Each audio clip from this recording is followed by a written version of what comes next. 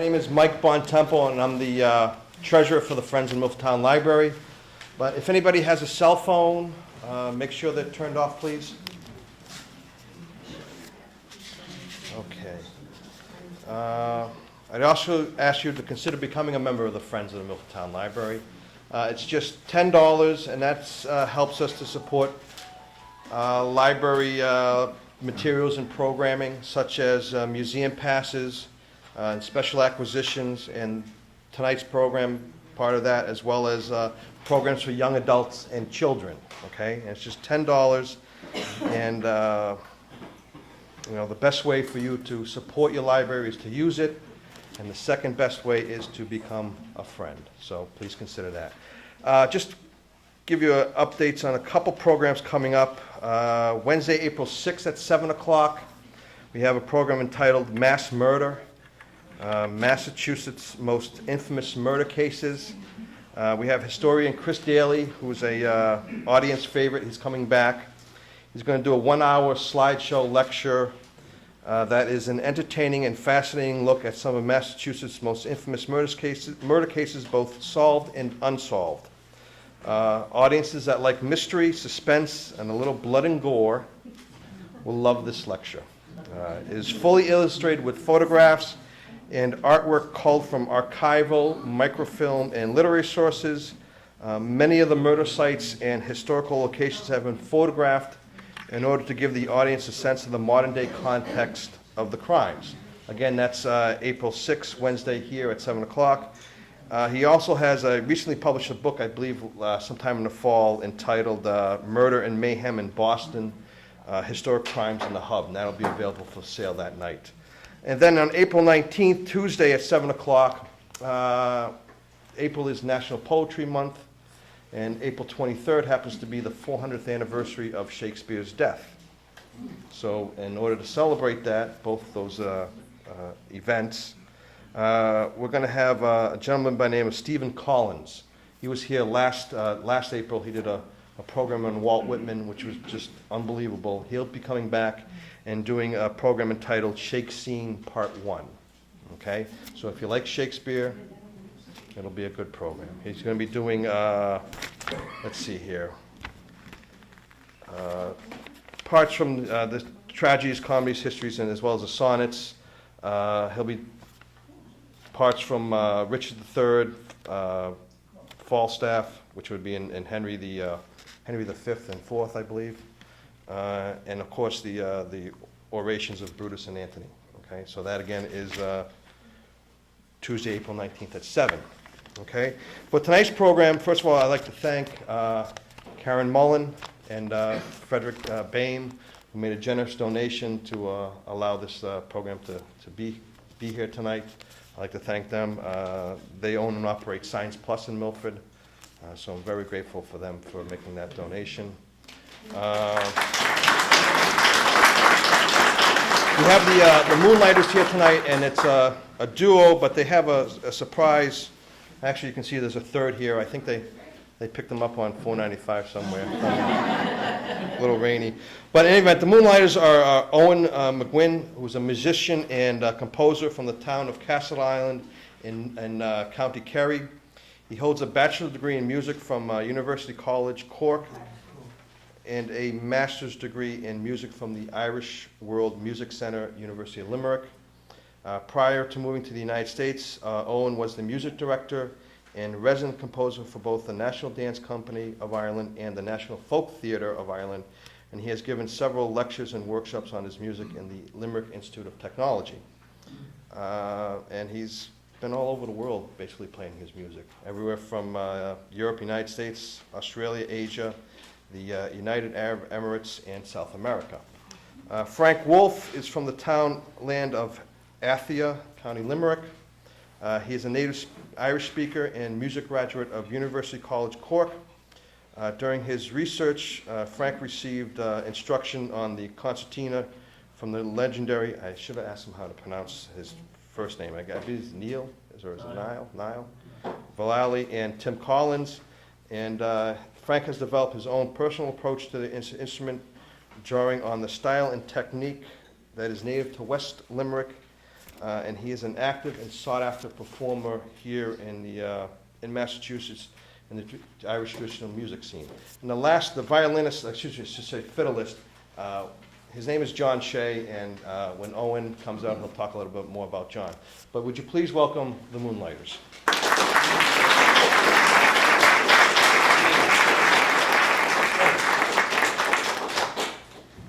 Thanks very much. It's great to be back here in Milford. We were here once before, and thanks to all the friends of Milford for having us.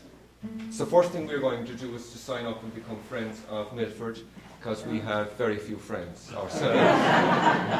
That's why we play music together. We actually don't talk to each other at all, except on stage. On a music setting. On a music setting.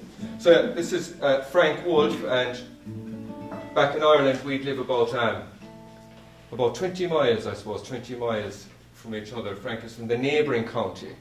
And back in the day in Ireland, Frank was known by the girls as Frankie Blue Eyes. And now they just call him Frank. But anyway, more about that. So we're going to play a little, we'll play a few reels, Frank. I said I'd tell you what we're playing. It's not the tune. That's why I have no idea as well. Yeah, okay. I think. Come on with it.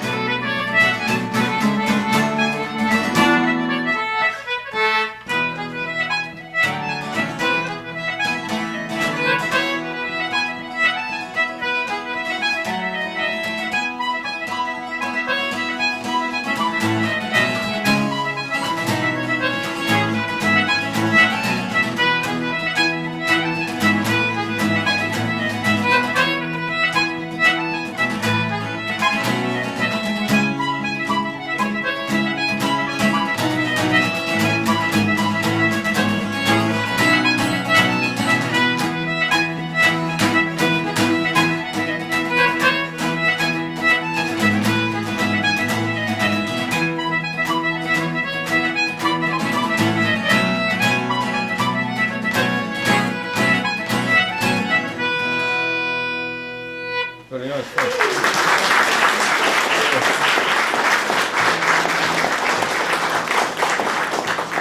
It's lovely and warm here. I flew in actually from Ireland this morning, and it was very cold and wet and damp. And then I was flying to Boston, and it looked the same. And then the pilot said, "No, don't be fooled. Don't judge the wood by the trees." He said, "No, it's 62 degrees or something outside," which was fantastic. But I had a strange experience that I feel I have to get off my chest. When I moved to the States, you know, you want to take little photos and different little things you'd have with you. You'd be trying to put them in medals that you won as a child or little trinkets and stuff. And of course, me being odd, I brought the jawbone of what I thought was like an ass or a donkey. And because I found it in a field, and it's beautifully shaped. It was like the skull shape of a donkey. And then I was thinking, there's something famous about that Samson or somebody, Samson was a very man. he used this going into battle. And I was facing America, and I said, I don't know how I'm going to face America, but if things go bad, I'll produce this jawbone of the ass. or if a gig goes wrong. But one of the teeth, the back molar, had fallen out. And I said this time round, I'd bring it back to Ireland and get my father to kind of sand it down. It was a huge tooth. So I'd forgotten about it and put it into my pocket until this morning, going through customs, through security, and the guy says, you got to empty out your pockets. And he was kind of a young guy, new to the job. And I had coins, I had like a couple of quarters, and out comes the tooth. And I just saw it, and I just put it in with my coins and sent it through. Delighted with myself. So I came out the other side, and the guy is standing there. And I just pretended nothing happened. I just picked up my enormous molar and my few quarters, and he goes, and she said to me, dude, did that just fall out of your face? And I was thinking, what are you going to do? What are you going to do? I was thinking, is he going to pull me aside, and are they going to examine the rest of my teeth and say, we can't let him in, he's got some rare tooth thing. And I said, no, I have to do it. I said, it did. I said, in the car, it was a rough road, out comes the molar, and he was just staring at me, and I said, look, you know what they say about Irish men? I said, they just have large teeth, And he's like, right, dude. So I got through anyway, and here I am. But I'm going to sing a song so that we can all get things together. And a lot of the songs in Ireland, they're written down after them, even online. When you look at the song, you would say "Gan Anam," which means without name. So they're so old that, and it being an oral tradition, no one might have kept, remember who wrote these songs. And when we were driving down from Boston today, and I was thinking, I don't know any happy songs. I'm in my 40s, and we are. We're sad people. You were gone from Frankie Blue Eyes to just Frank, but they are songs, and a lot of them are anonymous then with regards to how they work out. But this is a song that's going way back to a man who's giving advice to a younger man, and he's saying, be careful who you go working for. That when you were young, a master could work you into the ground. And make sure you take care of your horse, because he'll be doing a lot of the work, and make sure he's fed properly. But the last verse is a short little song, which is nice. And the last verse, the young guy is saying, I really don't want to be a farmer at all. This is not for me. He wants to go away and take the king's shilling and go fighting in the army. But this is it anyway.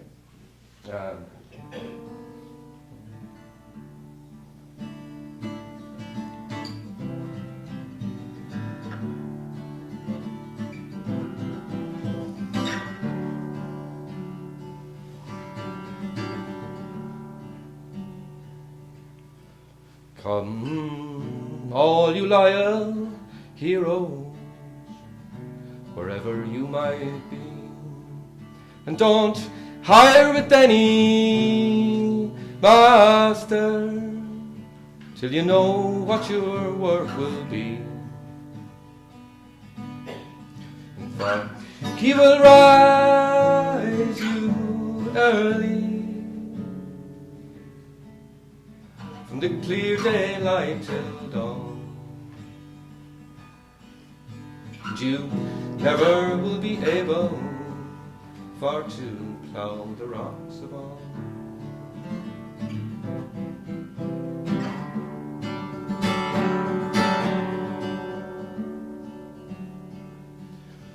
Come, rise up, lovely Sweeney, and give your horse some hay, and bring him out a feed of oats before you start the day. And feed him on soft turnips, and bring him down to your green lawn, and then you will be able for to plough the rocks above.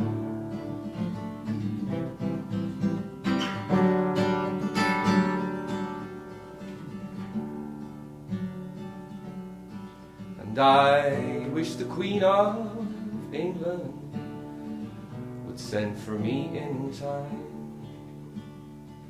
and place me in some regiment, all in my youthful prime, and I'll fight for Ireland's glory from the clear daylight till dawn. And I never would return again for to plough the rocks above.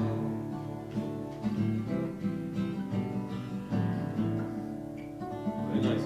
Ollie.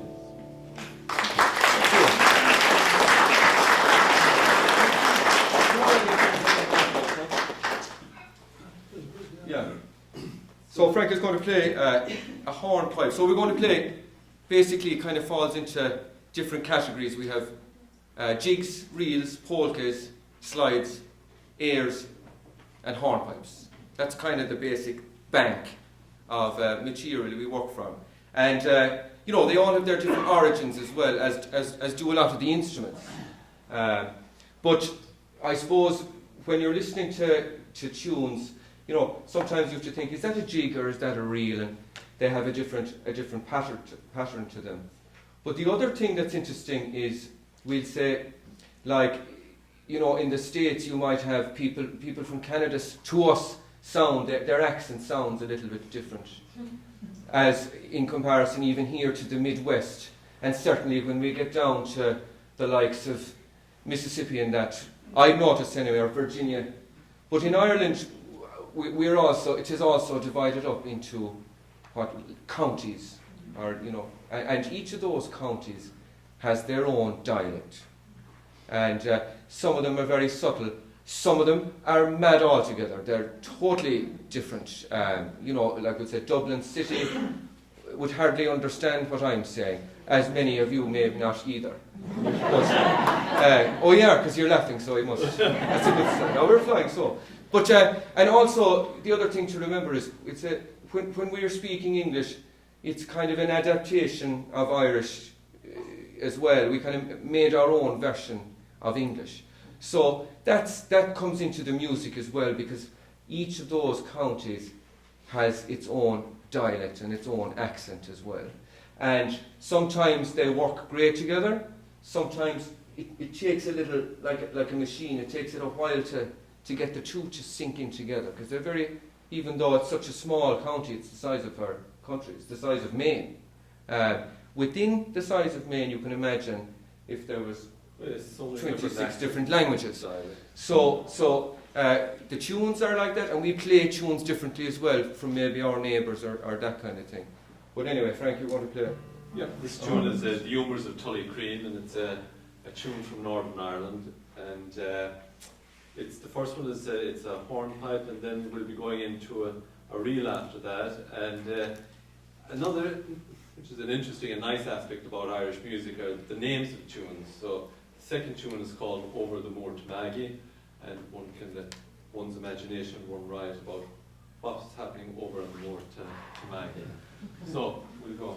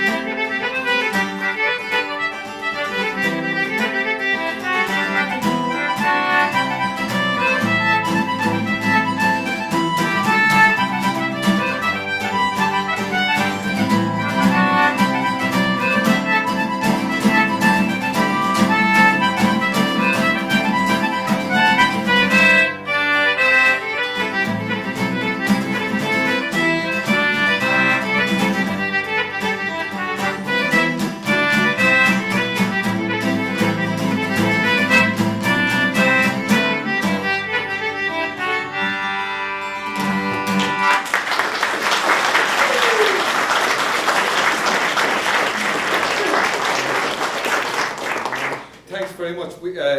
Mike introduced our next man there. He's practically right. John, we did meet John on 495. He actually passed us. He was so eager to come up this evening that he passed us out. But please welcome super fiddle player, Mr. John Shea. John Shea.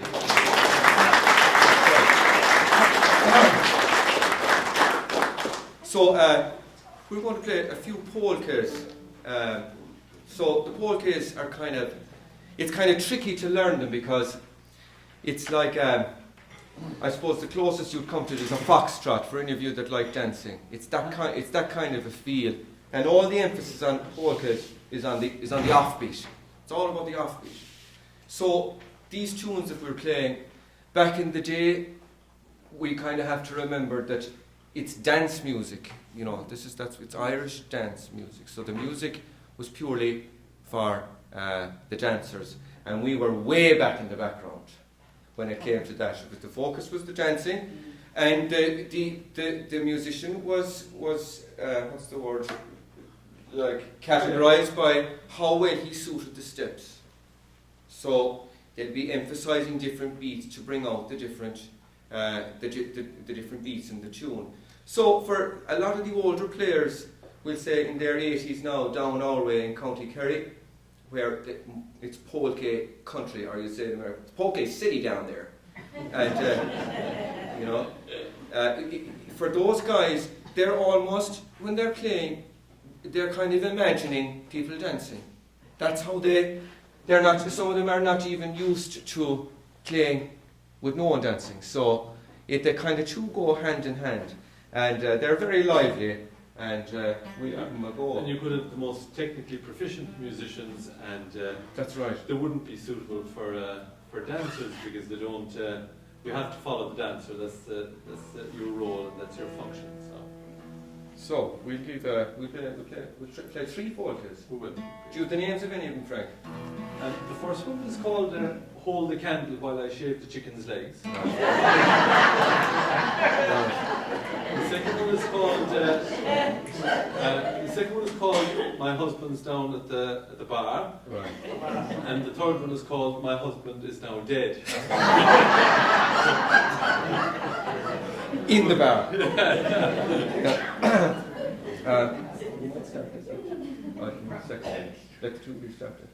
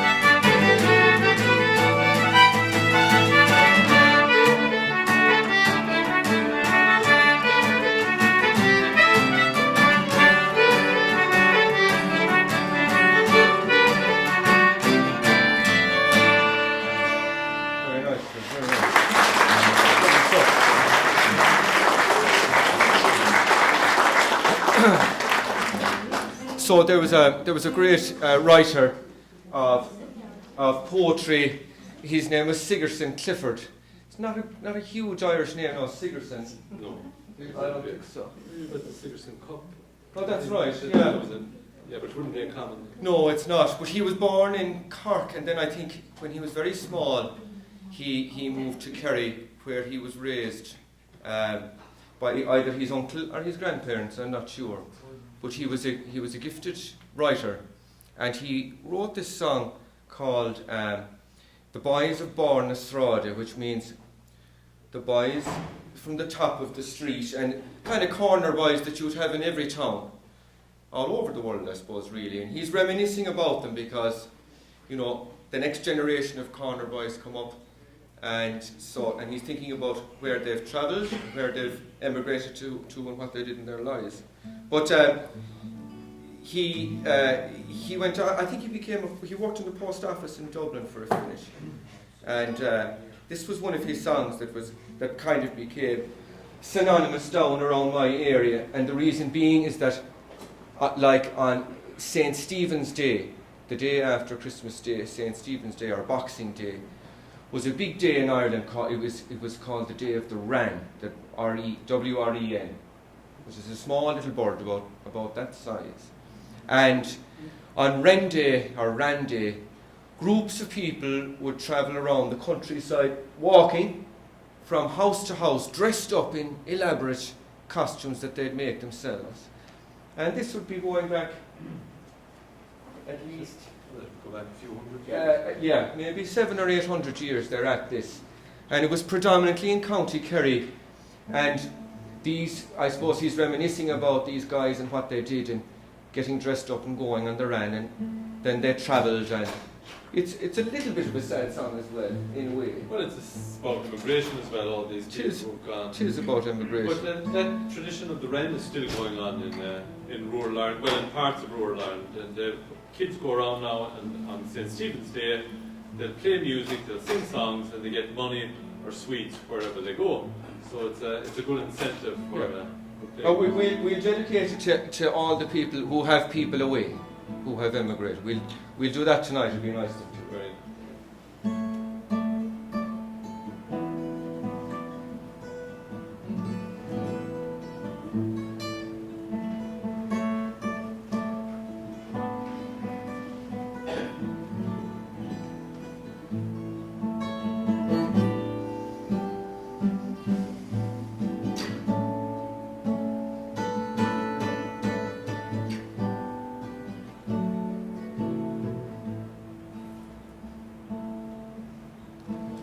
Town it climbs the mountains and looks out on the sea. Waking time or sleeping 'tis there I long to be. To walk again those kindly fields, the place my life began, with those boys from Bornastrada, hunted for the wren.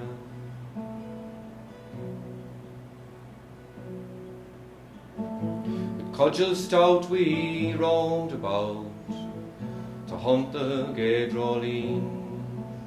We searched for birds neath every forest from Litter to Dooneen. We jumped for joy beneath the sky, life held no print or plan, and we boys from Bornastrada hunted for the wren.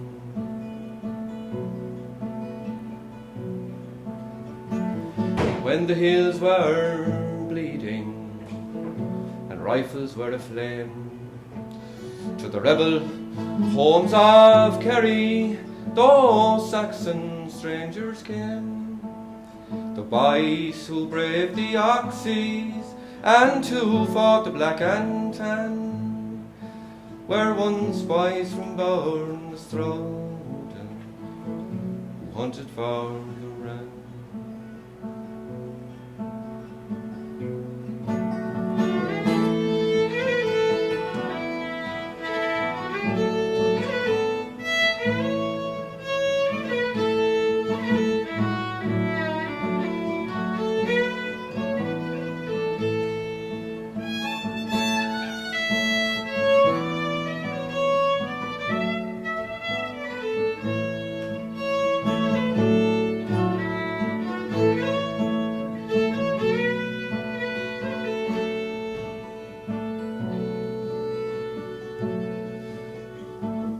Now they toil on foreign soil, where they have gone their way.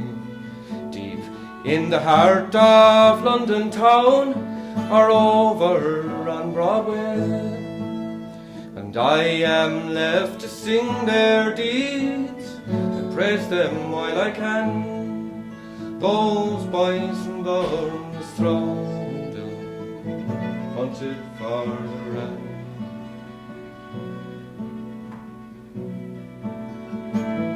When the wheel of life runs down and peace comes over me, just lay me down in that old town, just where I long to be.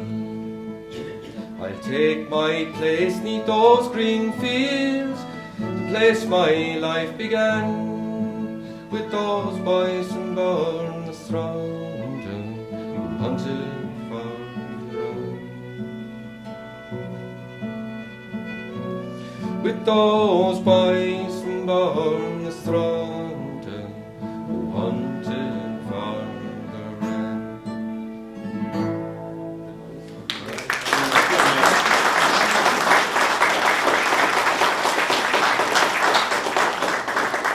Thank you. We're going to play 3 jigs. Yeah.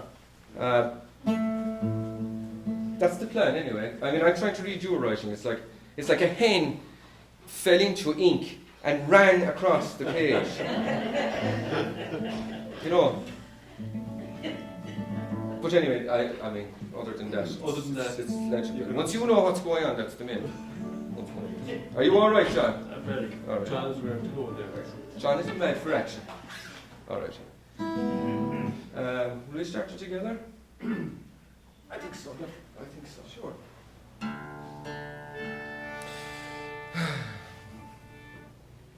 One, two, three, four.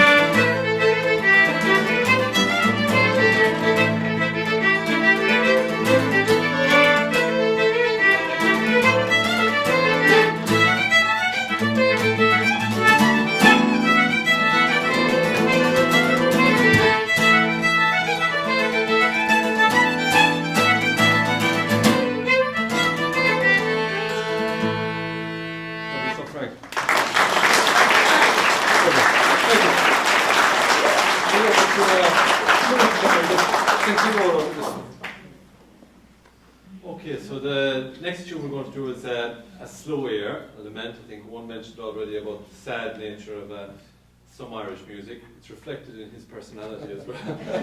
Paul's going to go into a mad depression after this. Yeah. So the name of the next one is called Marvla Limni, which is the Gaelic for lament for Limerick, and it's a tune that's it's over 350. It's about 330 years old, and It's 2016. that's right. 31. 31. Yeah, 331. So the 17th century in Ireland would not have been one of the most auspicious in Irish history, because the population was decimated by about 500,000 due to war that began around the 1640s, when the infamous Oliver Cromwell set foot in Ireland. Our great hero. A great hero. To Oliver. And he was responsible for, well, there was a couple of massacres, one in Drogheda and in County Wexford, and the Irish got their own back in Clonmel. But eventually he was responsible for a huge amount of death, and that would have been in the 1640s. His son took over after that, and a huge, I suppose 50 to 70,000 Irish were transported to the islands of Montserrat and other islands around there, and there's still Irish there with Irish names, Irish freckles and the whole lot, and all the records about those who were transported there into slavery, unfortunately they were all lost in the 1920s in Ireland, when the Dublin Castle was burnt down, which was unfortunate because at the time there were meticulous records kept of all those who were transported. But anyway, making a long story even longer, the last main battle of the 17th century was around 1691, and it basically was the battle between the Jacobites led by King James, who wanted to have Catholic religion in England, and then King William of Orange, who was originally from Holland, and he was asked over by the English, who wanted Protestantism to be the foremost religion in the United Kingdom at the time.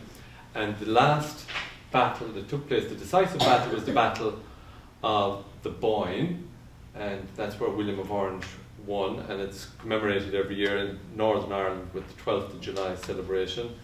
And King James, he left Ireland, and he was absolutely abhorred in Ireland, because when the battle was going on, he had brought his troops down to one part of the river, and he never actually joined the battle. And he was forever known as Seamus Achaka, which means Seamus, the old heap of excrement. That's what he was called. Because he was looked upon with disdain because he didn't partake in the fight.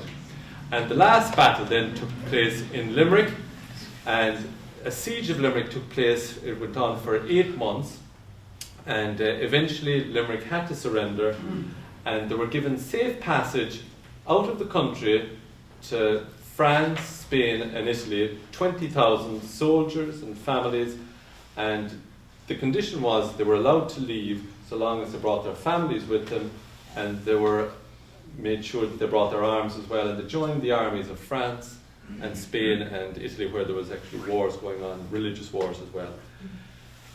And by the way, the tune isn't half as long as that explanation.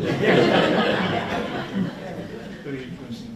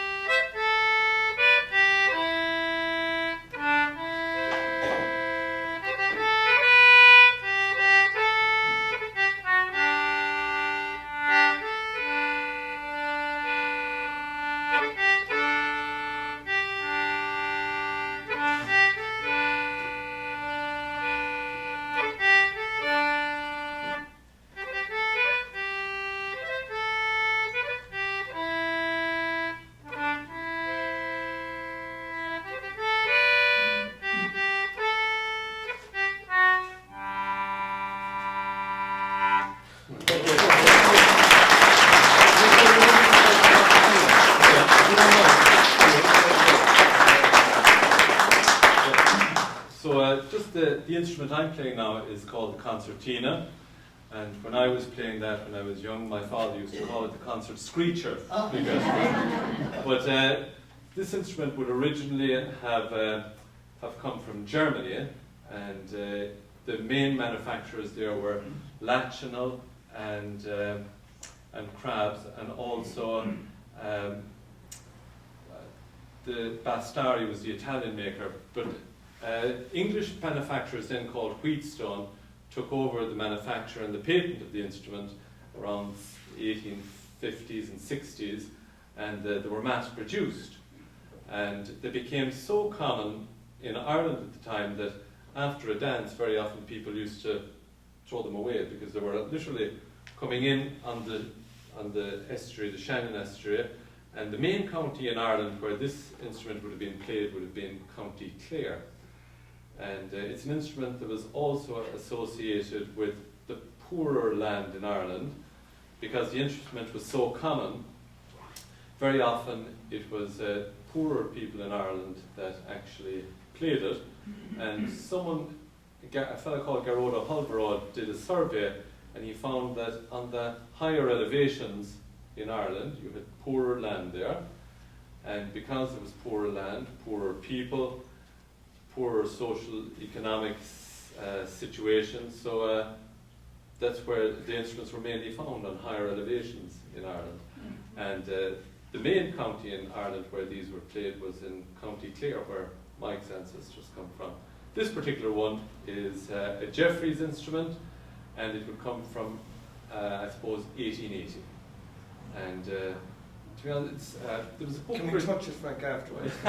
There'll be an instrument petting afterwards. And with regard to the instrumentalist petting, actually. So, so we have to treat it with TLC, and I have another instrument as well. They're actually made in Western Mass in a place called the Button Box, and they look after concertinas and accordions out there. So that's the provenance of that. We want to play. Sometimes you can get a great, what they call a word, lift is used in traditional music. A lift, which is another thing that's coming from the dancers, you know. And one way to achieve a lift is instead of playing, we'll say, 2 jigs back to back or 2 reels back to back, you play a jig and then you play a reel, and it kind of mixes it up and everyone goes, Yahoo! And it goes a little bit nuts. But we learnt these from a great fiddle player, originally from not far from Headford, I think, in County Galway. I can't think of the town. Right. But she'd be great, and she came to America. I'd say she was only barely 20. Yeah. She's here about 20 years. But even to me now, I'm in the States about 6 years. Frank is here about 20 years. As you can hear, his accent is so much more American than mine, and it's quite strong. But so it had a huge influence on Frank. But this girl, this was her signature tune, and she plays regularly in the session scene in Boston. Her name is Helena Delaney, and it was always a treat that when we'd have a visiting musician coming from Ireland, if she was quite a quiet person, and a little bit shy here and there, but once you asked her to play these 2 tunes back to back, she'd just take off. This was her thing. So we learned it from her, and we'll play that for her now as well. Right. We're doing loads of these. What do they call that? What's that? Tributes. Yeah, we'll attribute this one to Helena. Start with oh yeah, which is the 1, 2, 3, 4.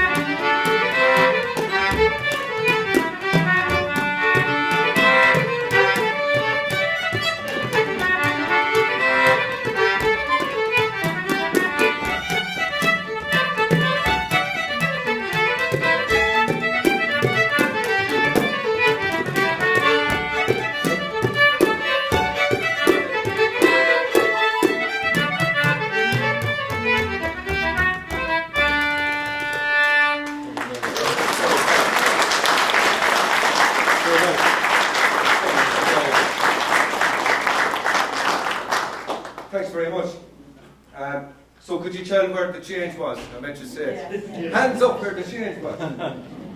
This here is this is my first instrument, and it's called the bowron for those of you who don't recognise it, and it is a frame drum, and would be one of the oldest instruments in the country. And there are several theories as to regards when it began, or did it make its way into Ireland. There's a lot of theory that back in the day it might have been used as a basket. No, I'm deadly serious, because it's actually quite handy, you know, if you were picking apples or that kind of thing, that it was made. It's also ash. It's an ash frame, and the skin can be several different types. The most common, and a lot of people would say the best, is a goat skin. And do you know when people describe a person as that he's very thick-skinned? Ever heard that expression? Well, that's what I associate, that they're kind of skinned like a goat or something. But it could also be calf skin, or I've played a deer skin one time. You have to play that very fast, a deer skin. And there's another, a greyhound skin. I've seen one or two of a greyhound. So the instrument was purely for festive occasions. And back in, when I was talking there about the Wren Day, that was the big day when you'd see one of these drums coming out. And you would hear the people coming, the people coming from miles, because they'd be led by you'd hear the first thing you'd hear is the bowron coming, and they'd say, oh, the Wren is coming. And it would be kind of, back then, there'd be very basic rhythms that you would hear, I suppose, in most movies when you would watch kind of Celtic movies like, what's that song? Braveheart or one of these. They'd have all these rhythms kind of like that kind of sound. And you'd hear this coming over the hills, and everyone would go crazy with excitement for the bowron, for the Wren to come. So then over time, of course, it found its way into mainstream Irish music, and I think around the 50s, really. So like any instrument, I mean, it's the same with the guitar. The guitar adapted its way into Irish music as the concertina, and for the bowron, basically, people would have experimented more with it and trying to get different tones out of the bowron. So they might use the side of the drum as well to make that kind of sound, like this. And then, of course, you know, as music became more common, new styles developed in the bowron.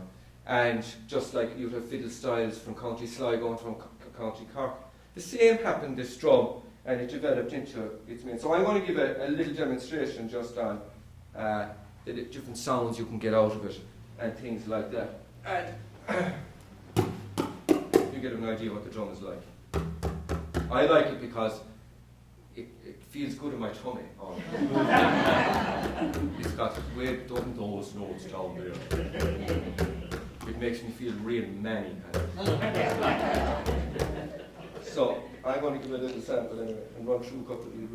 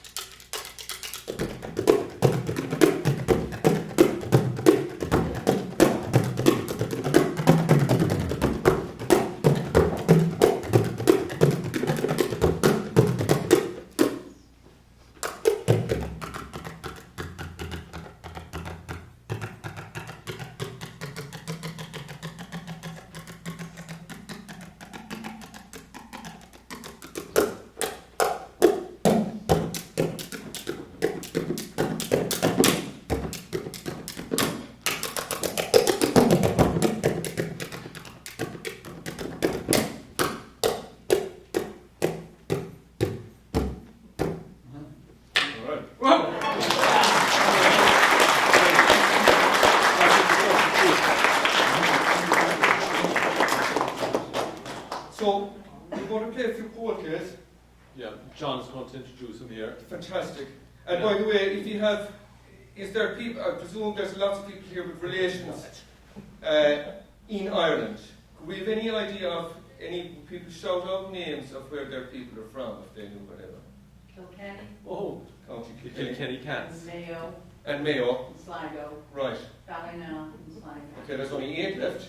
I'm from England, but my father was from Kilkenny. From Kilkenny, from the town of Kilkenny. The city of, fantastic. He was actually from Sleebrew, I see. right next to the Waterford Bridge, you know, the little bridge. that Yes. goes Yes. over the water. I Right see. there. Right there in the border. Yeah. Fantastic. Anyone could add to that now for any counties? Monaghan. Oh, yeah. From County Monaghan. Oh, Of course. Oh, County Cork. They say that Cork is the real capital of Ireland. Yes. That's it. Baltimore. Oh, Baltimore, yeah? Oh, Oh, yeah. Baltimore's beautiful. Skibbereen. Yeah, yeah. Have you been over there? Yes, yes. It is great. Okay. Well, we play this for the people of Kilkenny and Baltimore. And Monaghan. And Monaghan. Fantastic.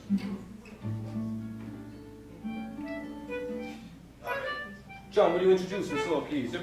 Very good. Well, the first one I don't know the name, the second I don't know the name, so Either do we, so.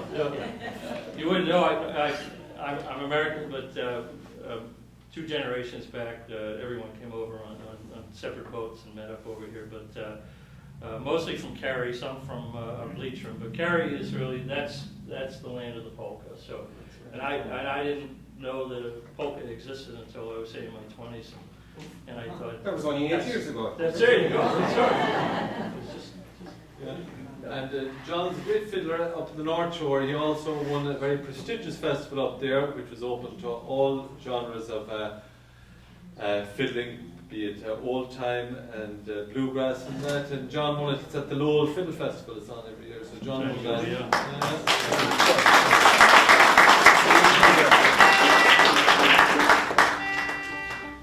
Yeah, we think now would be a nice place for this. We won't take it too lively, because our hands will fall off. that's right.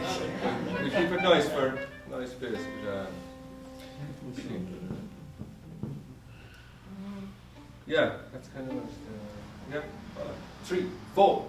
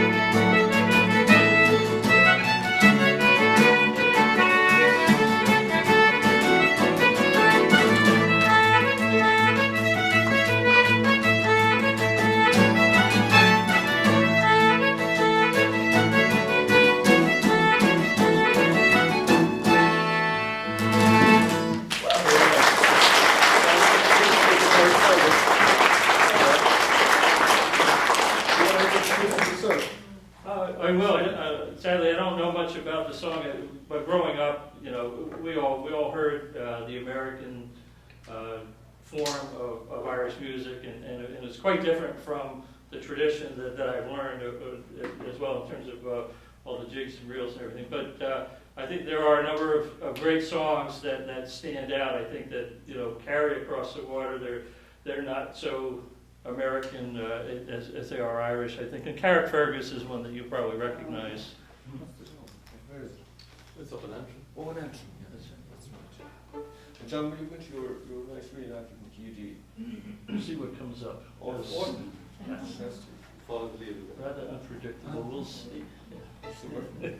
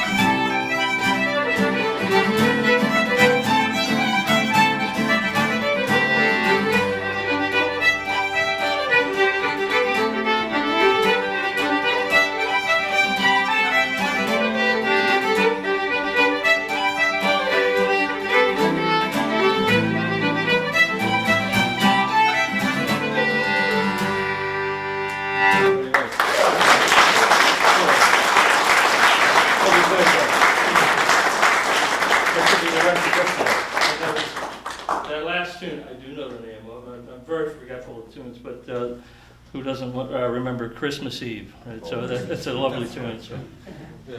I won't forget that.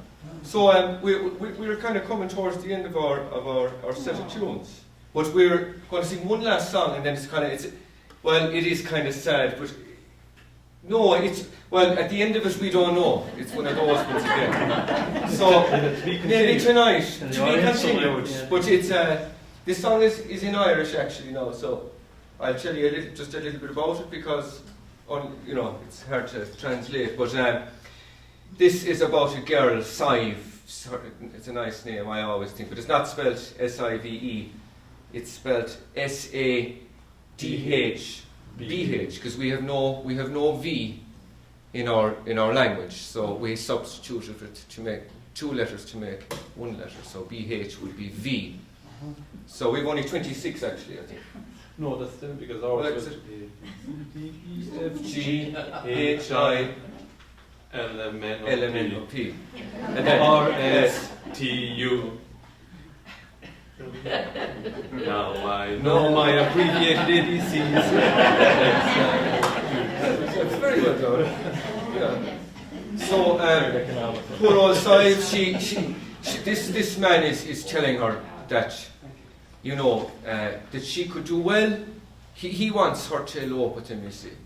And she's having none of it, really, I suppose.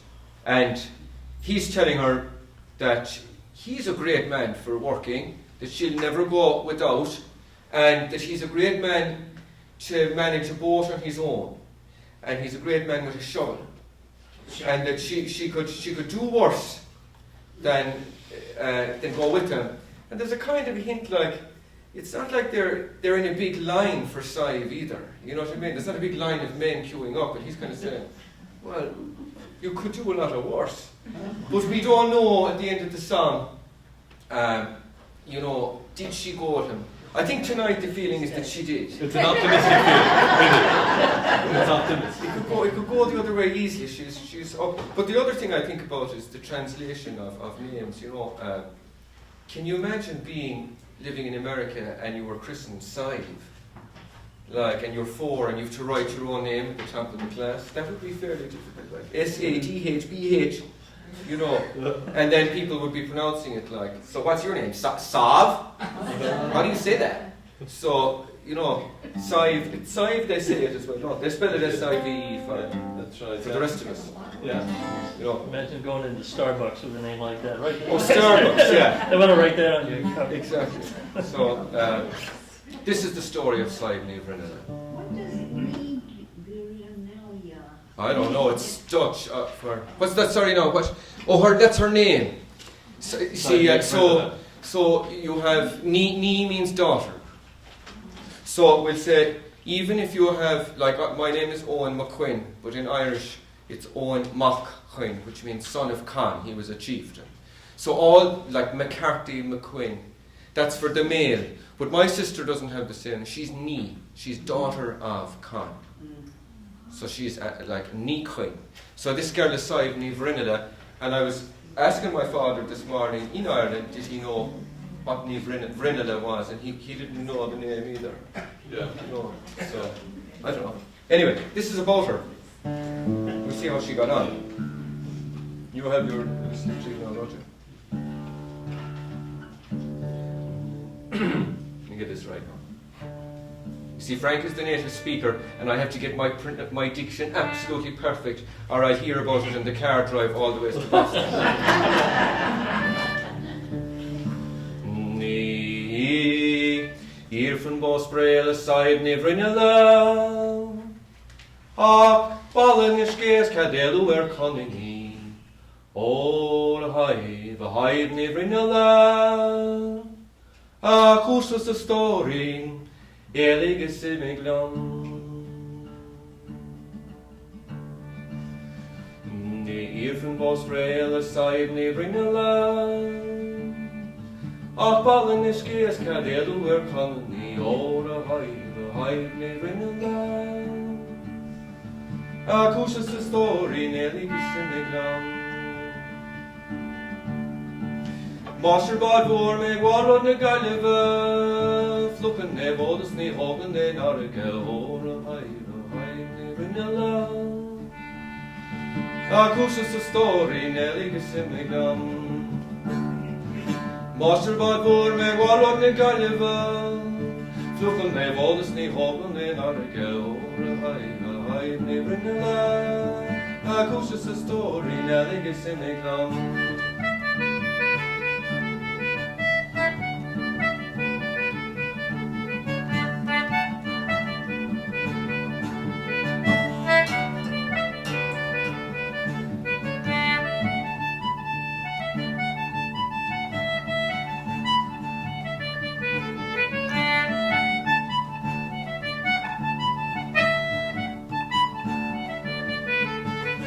Níl fallach í gháil haib na brinneala Ach sean contí down gan caul gan winkle Ora haib na brinneala Ach úsas sa stóri nelik is simiglan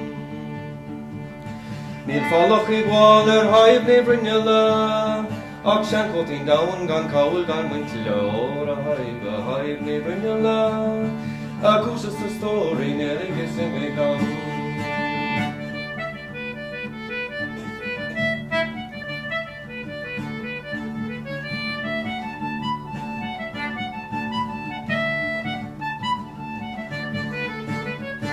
Starfaivad met hoa farum ra farsusa dis li gakion en nummer ora haid ne brinjala akusa sa story nelig simiglan Starfaivad met hoa farum ra farsusa dis li gakion en nummer ora haid ne brinjala akusa sa story nelig simiglan